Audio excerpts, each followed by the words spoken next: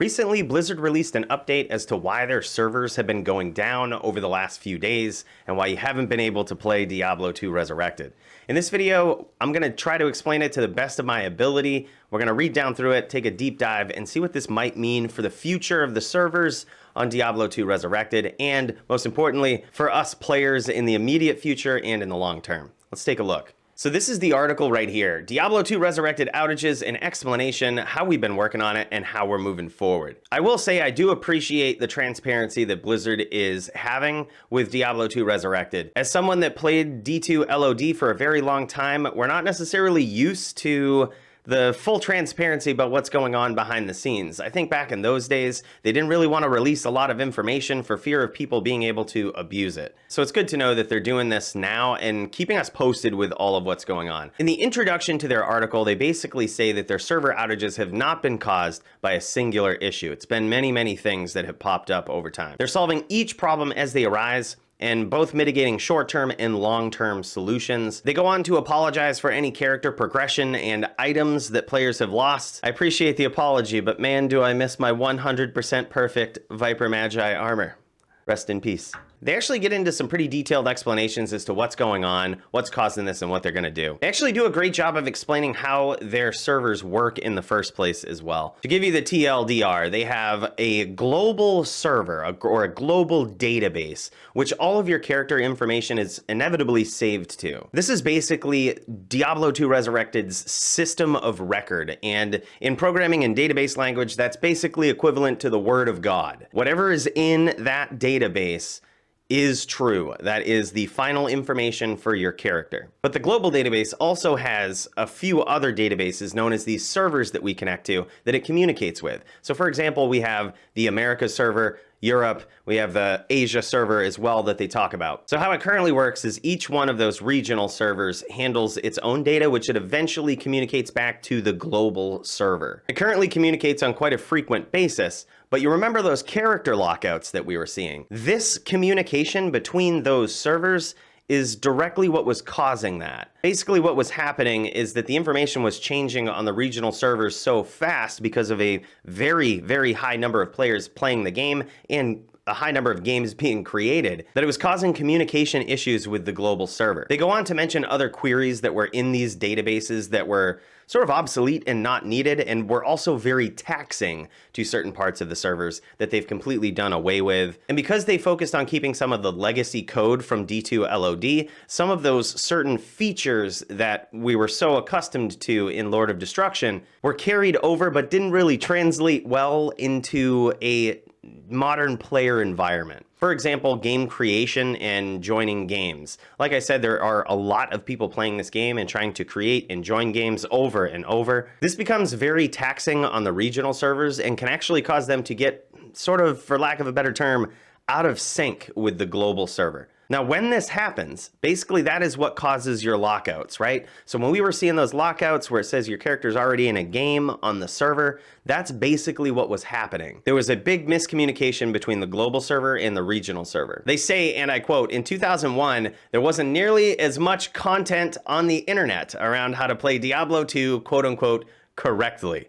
Don't blame me, Blizzard, it ain't my fucking fault. A new player can look up any number of amazing content creators who can teach them how to play the game in different ways. Many of them include lots of database load in the form of creating, loading, and destroying games in quick succession. So slow down on those damn Pendle runs is what they're saying. They go on to say, and I quote, the problem was that during the server outage, when the databases were falling over, a number of characters were becoming stuck in the regional database, and we had no way of moving them over to the global database. At that time, we believed we had two options. We either unlock everyone with unsaved changes in the global database, therefore losing some progress due to an overwrite that would occur in the global database, or we bring the game down entirely for an indeterminate amount of time and run a script to write the regional data to the global database. So basically what that means is that when those lockouts happened, there was two things that they could do. They could either trust the word of God on the global server, which had not been fully saved to yet, and that would cause the loss of items and progress and sometimes multiple levels and sometimes even hours of progress for players. So early on, they were opting for that sort of solution, right? And that's why it wasn't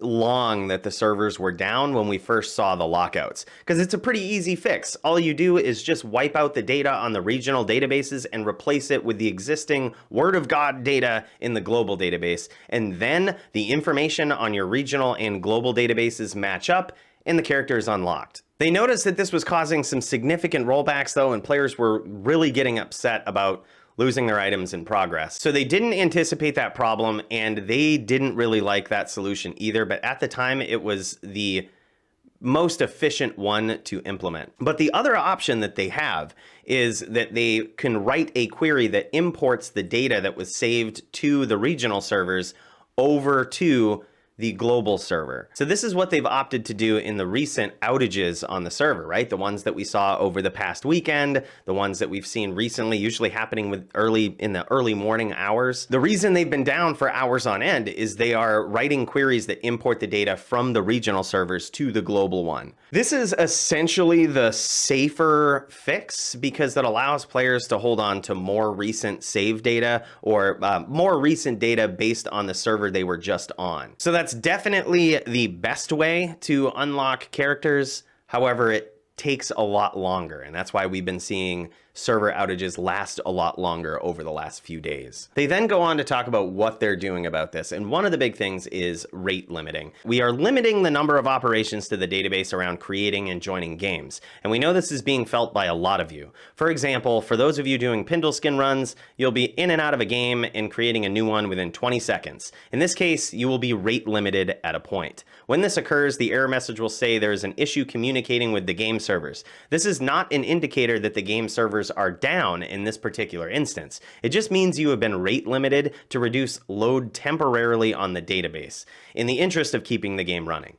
We can assure you this is just mitigation for now. We do not see this as a long-term fix. Now, I know a lot of people are going to read that and think, oh man, the notorious realm down is back. And if you're not familiar with that, back in the days of LOD, if you created or joined games too quickly, you'd literally be kicked off the server for a half hour or more. So whenever Blizzard talks about limiting the joining or creating of games, you kind of get that feeling and response from a lot of the traditional players. But this is actually a little bit different, and I actually like the way that this is going, especially when they say that this is not a long-term fix and this is just something they're doing in the interim. We're not going to get a realm down for 5 minutes, right? By the sounds of this, and what it looks like they're doing is they're having a game creation time limit. You might have already observed this when you were playing and plowing through runs on BattleNet, right? You create a game, you do your magic finding area, you get out very quickly, and then immediately you can't create another game for a little bit. What they've done is they've put a timer on the limit that on that first game when you created it,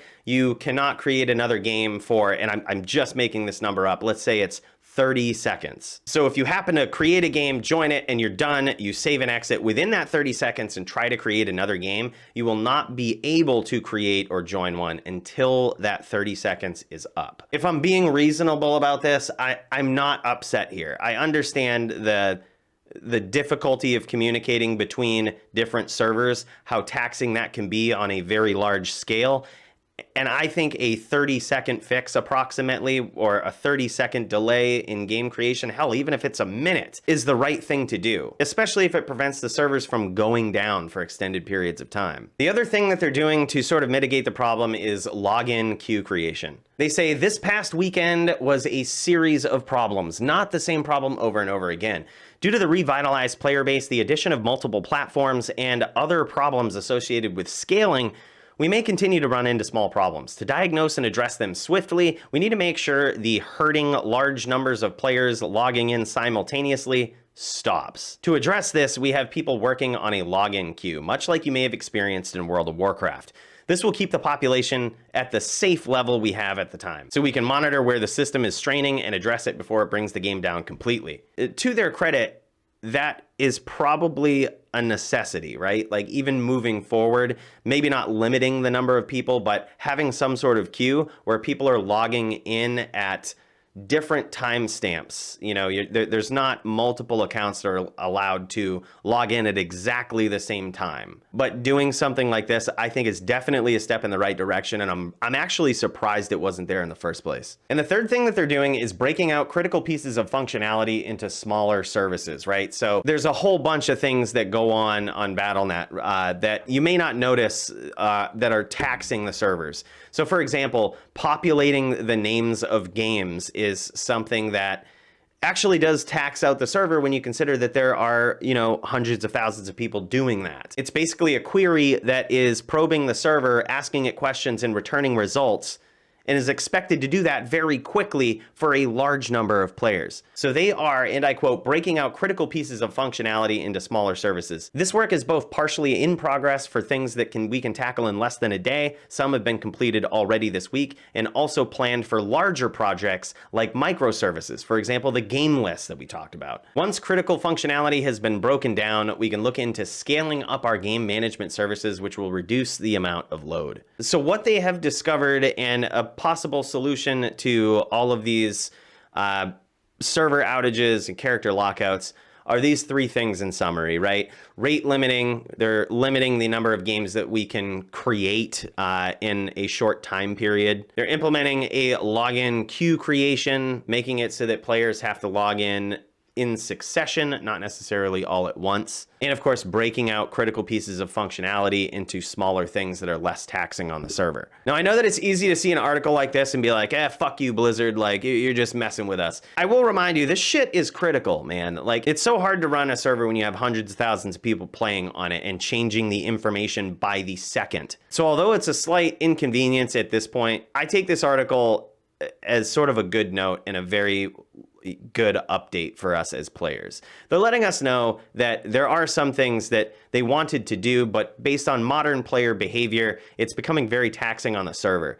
Their whole goal here, it looks like, is to keep these servers up and running so that players get the best experience and can play the game whenever they want to. In spirit, I think that's a very good approach here. And I can actually appreciate the things that they're doing in the interim to sort of try to diagnose and figure out these issues so that they can get to the bottom of them and make it so we can play D2R in the wee hours of the morning, or whatever time you're used to getting locked out or seeing outages in your region. But let me know what you think down in the comments. Are you gonna have to redesign your magic finding character to do something other than Pindle? Do you have any other areas that you can farm? I would highly suggest doing that in the meantime. Thanks for watching this video, guys. I'll catch you in the next one.